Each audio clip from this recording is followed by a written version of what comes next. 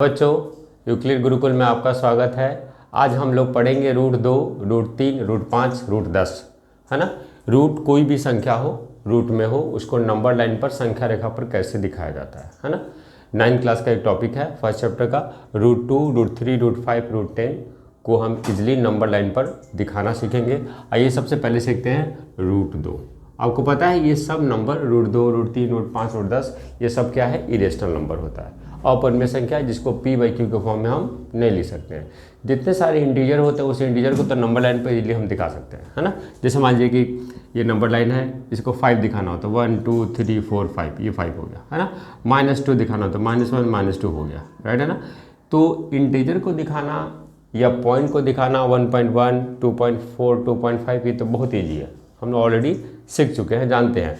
लेकिन अगर कोई भी इरेशनल नंबर जिसका अंडर रूट है ना, अर्थात जैसे रूट 2, रूट 3, रूट 5 हो, है ना, इसको हम कैसे दिखाएंगे ये हमें सीखना है, ठीक है, इसको हमें सीखना है।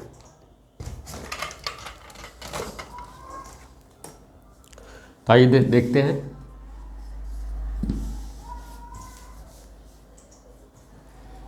ठीक है, रूट 2 को दिखाने के लिए नंबर लाइन में सबसे पहले एक लाइन ड्रॉ कर लीजिए जिसमें 1 यूनिट का डिस्टेंस आपको लेना है। ये 1 यूनिट हो गया, ये 2 यूनिट हो गया, ये 3 1 2 3 आपने एक डिस्टेंस ले लिया 1 2 नंबर लाइन पर आपको पता ही है। और ये 1 यूनिट का देखिए डिस्टेंस है, एक इकाई। इसी पे 1 यूनिट का आपको परपेंडिकुलर ड्रॉ करना है। क्या करना है? 1 यूनिट का परपेंडिकुलर, मतलब लंब हमने एक इकाई का इस पे डाल दिया। यहाँ से इसको देखिए मिला दीजिए, नाम दे दीजिए x है, ये y है और ये z है ना। तो ट्राइंगल क्या हुआ? x y z। Triangle x y z में ये देखिए हाइपोटेनस, ये परपेंडिकुलर और ये क्या होता है? बेस, हम सबको पता है। तो h का स्क्वायर इक्वल टू क्या होगा? p square plus b square. h का मान आपको निकालना है। p कितना है परपेंडिकुलर? देखिए 1 यूनिट, 1 का स्क्वायर। b कितना देखिए 1 यूनिट, 1 का स्क्वायर। 1 इंटू 1 प्लस 1 इंटू 1, ठीक है। तो कितना होगा? 1 प्लस 1 2। तो एच स्क्वायर इक्वल टू 2 हो गया। तो एच का मान कितना हो गया? √2, राइट है ना। ये कितने का होता है? ये √2 का। अब यहाँ से देखिए अपने प्रकार को खोलना है और देखिए प्रकार को, ये डिस्टेंस सेम, ये जो है देखिए रेडियस लेकर, आर्क लेकर, यहाँ पे एक आर्क ड्रॉ कीजिए रेडियस लेकर, है ना। ये जो वैल्यू होगा वह √2 का होगा। यहाँ से यहाँ तक का मान, अर्थात 1 से थोड़ा सा ज़्यादा और 2 के बीच में, है ना। 1 से थोड़ा ज़्यादा होगा एक √2 का मान, ये 1 से देखिए समथिंग क्या है, ग्रेटर है। तो √2 यहाँ से यहाँ तक का वैल्यू हो गया, ठीक है, समझ में आएगा। अब देखिए √3 अगर हमें दिखाना हो तो फिर क्या करेंगे? सेम यही प्रोसीजर रहेगा। इसके लिए भी हमें 1 यूनिट 2 यूनिट 3 यूनिट एक नंबर लाइन ले लीजिए, है ना। और पहले आपको √2 तो बनाना ही होगा और इसके ऊपर क्या करना है? 1 यूनिट का फिर से परपेंडिकुलर डाल देना है। कितना यूनिट डालना है? 1 यूनिट का।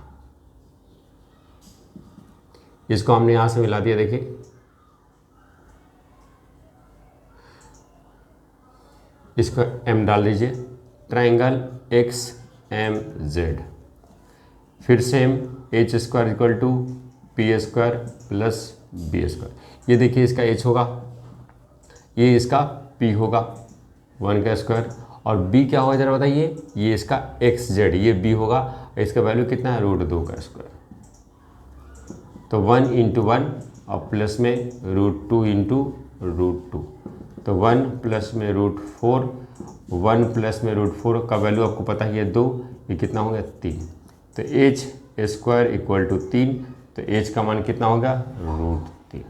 ये जो वैल्यू हो गया कितना हो गया? √3 का। क्लियर है ना।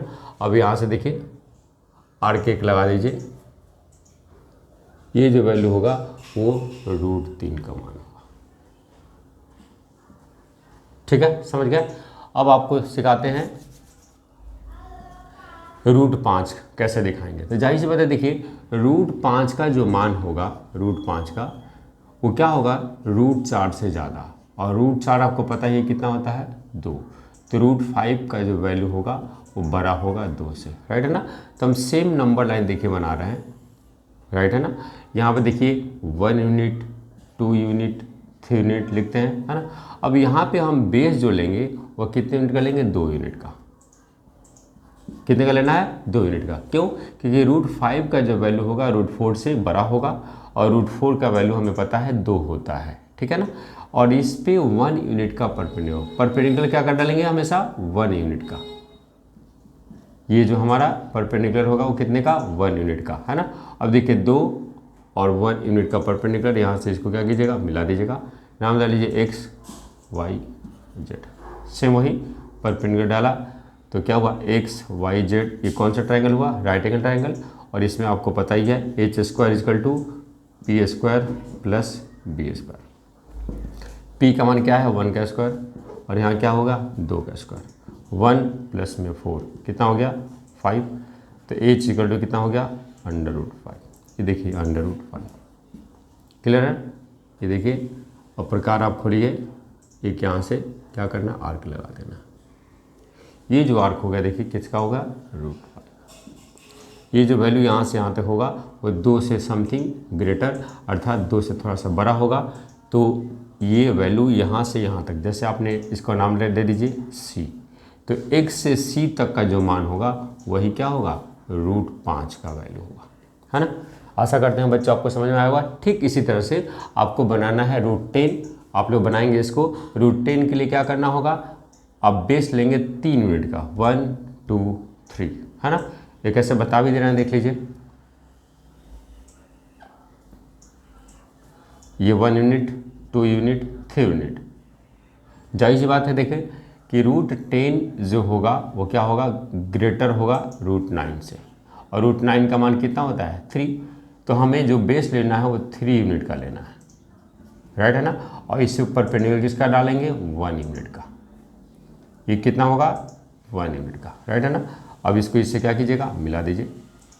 सेम वही चीज़, x y z, ये राइट एंगल ट्रायंगल है, x y z।